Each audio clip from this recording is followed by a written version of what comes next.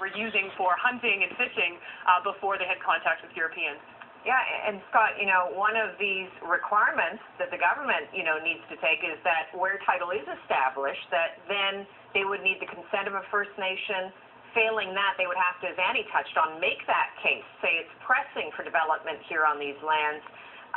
But again, is there, would a lot of Aboriginal groups still fight that? And, if this ends up in more court, it's expensive, right? I mean, look at this one case at the center of this high court decision. It's been going on for years.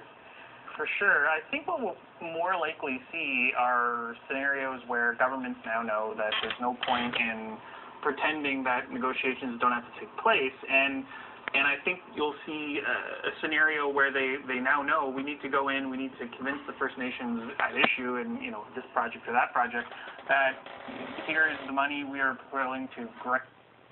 Some of them failed. Those houses were, and then it'll come out as sort of a win-win.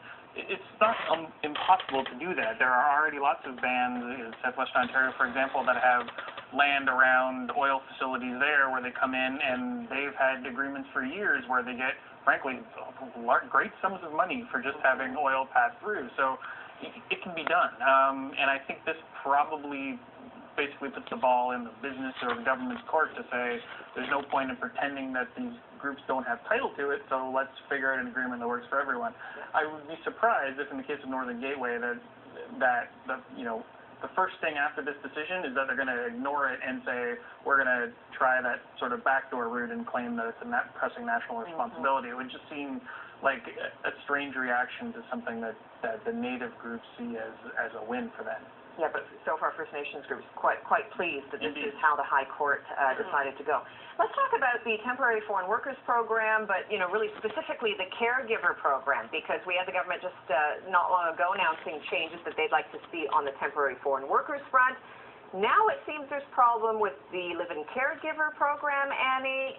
Is this an issue? What's going on here? Some are saying the government continues to tweak for the sake of politics.